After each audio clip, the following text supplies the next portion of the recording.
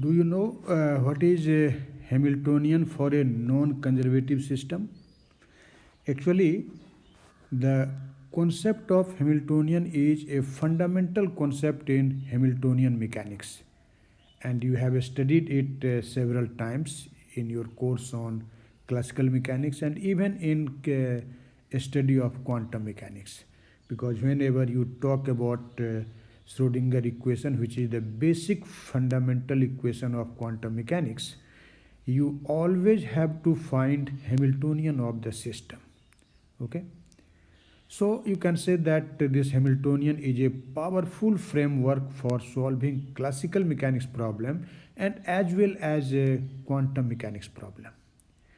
But in general, whenever you asked a person what is Hamiltonian, the people commonly says that Hamiltonian is nothing. This is simply the sum of the kinetic and potential energy of the system. But is this definition correct? No. Whenever you have to define Hamiltonian, you must think about the system for which you are defining this Hamiltonian, because you know system may be conservative or it may be non-conservative, and the definition of Hamiltonian for a conservative system and for a non-conservative system are different. Although in most of the situation we talk about the conservative system, so if our system is conservative, then you can define Hamiltonian as the sum of the kinetic energy and the potential energy of the system.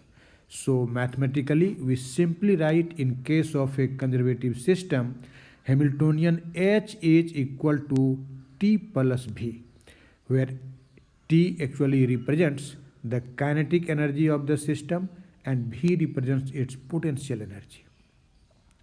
But what about this Hamiltonian when we talk about a non-conservative system?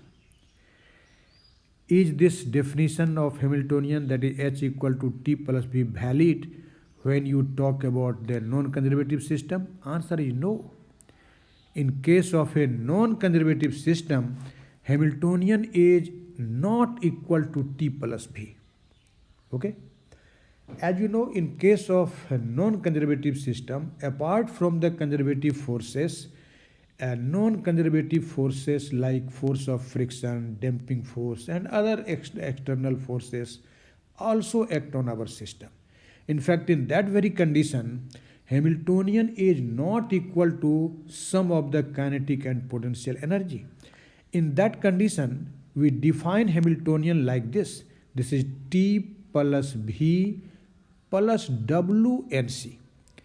Actually here this W and C represents the work done by the non-conservative forces acting on the system.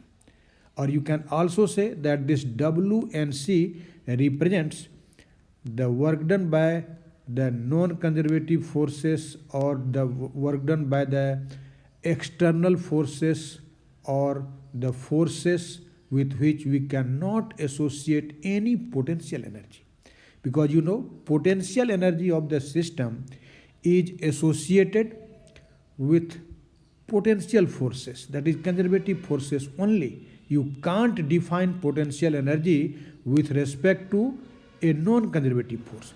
So this W and C actually represents the work done by the forces with which you can't associate any type of potential energy.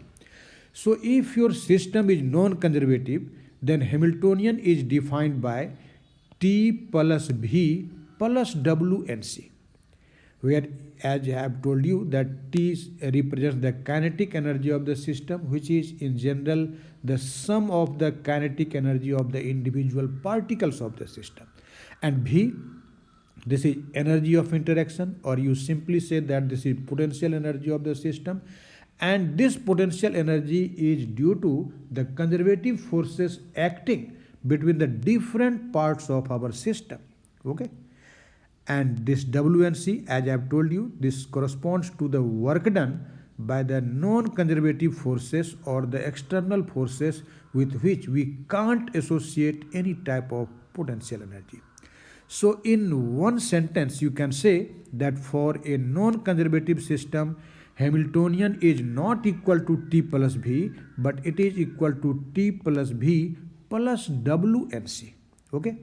So you can see that as Hamiltonian is not simply the sum of kinetic and potential energy of the system in case of a non-conservative system. So in this case, this Hamiltonian may be greater than T plus V. When it will be greater than T plus V, it is obvious that when the work done by the non-conservative forces is greater than zero, that is positive. In that case, Hamiltonian of the system will be greater than the sum of the kinetic and potential energy. But this work done by the non-conservative forces or external forces may be negative. Okay, and so in this condition, when W and C will be negative, you can see that Hamiltonian will be smaller than T plus V.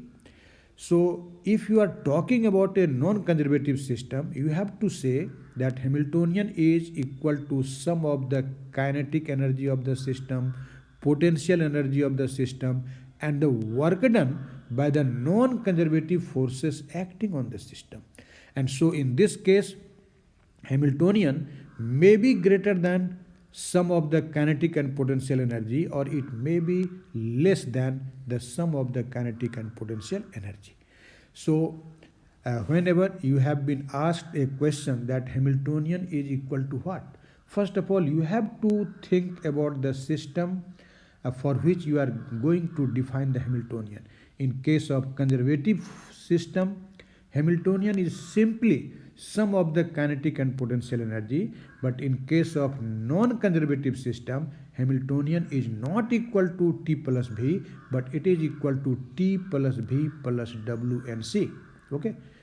So I think now you have a clear concept of Hamiltonian for a system in case of a non-conservative system. Thank you very much.